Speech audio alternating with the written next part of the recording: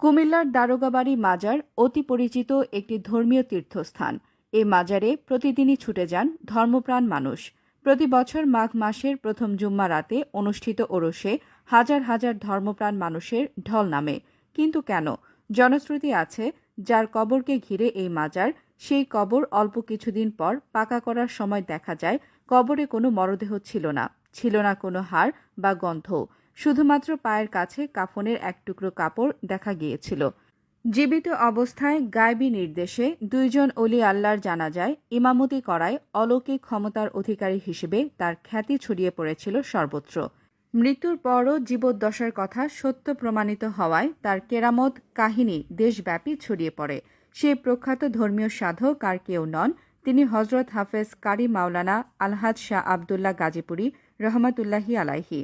জানা গেছে, কুমিল্লা থেকে অন্তত ১৫০০ কিলোমিটার দূরে বর্তমান ভারতের মধ্যপ্রদেশের গাজীপুরে জন্মগ্রহণ করেন ধর্মীয় সাধক হজরত শাহ আবদুল্লাহ গাজীপুরী রহমাতুল্লাহি আলাইহি। মিয়ানমারের রেঙ্গুনে এক মসজিদের ইমাম ছিলেন তিনি। ১৮৯০ সালে দাউদকান্দি হয়ে নৌকায় ও গরুর গাড়িতে করে রেঙ্গুনে যাওয়ার পথে অবস্থান করেন কুমিল্লার দারোগাবাড়িতে। এবারের ফরাসি ভাষায় সুপণ্ডিত ও আলেম মৌলভী আশরাফুদ্দিন আহমেদের অনুরোধে এখানেই স্থায়ীভাবে বসবাস শুরু করেন। ইসলামের সত্যবাণী প্রচারে ব্রতী ছিলেন। শাহ আবদুল্লাহ গাজীপুরী রহমাতুল্লাহি আলাইহি এর আধ্যাত্মিক ক্ষমতা দেখে অনেকেই তার মুরিদ হন। গায়বী নির্দেশে তিনি দুইজন সুফি দরবেশ অলির জানাজায় ইমামতি করেন হজরত শাহ আবদুল্লাহ গাজীপুরী রহমাতুল্লাহি আলাইহি। মৃত্যুর পূর্বে ধর্মীয় সাধক হজরত শাহ আবদুল্লাহ গাজীপুরী রহমাতুল্লাহি আলাইহি বলেন, মরণের পর আন্ধার ঘরে কে থাকবে? আমি তো কখনোই থাকব না। কি অবাক করা ঘটনা! হজরত শাহ আবদুল্লাহ গাজীপুরী রহমাতুল্লাহি আলাইহি ১৯০৩ সালের ১৫ই জানুয়ারি রাত ৮:৩০টায় দারোগাবাড়িতে ইন্তেকাল করেন। ১৭৮৯ খ্রিস্টাব্দে রিয়াজউদ্দিন আহমেদ চৌধুরী কর্তৃক প্রতিষ্ঠিত দারোগাবাড়ি মসজিদ সংলগ্নে তাকে সমাহিত করা হয়।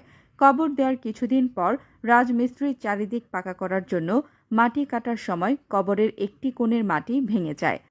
কৌতূহলবশত রাজমিস্ত্রি দেখলেন কবরে কোনো মরদেহ নেই, নেই কোনো হাড়ও, গন্ধও নেই, শুধু পূর্ব দক্ষিণ কোণে পায়ের কাছে এক টুকরো কাফনের কাপড় পড়ে আছে।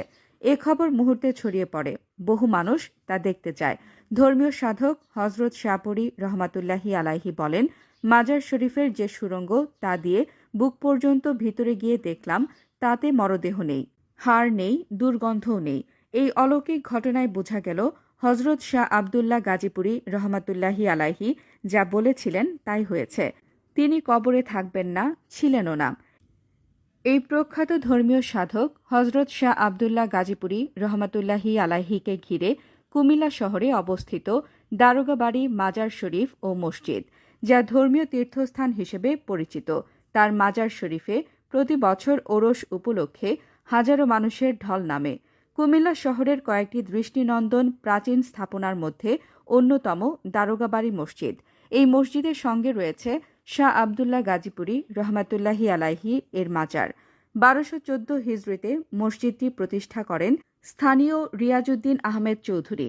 ২০০ বছরের প্রাচীন মসজিদটি ৩ গম্বুজ বিশিষ্ট। চারপাশে রয়েছে ১২টি মিনার। দেয়ালের পুরুত্ব ৩ ফুটের বেশি।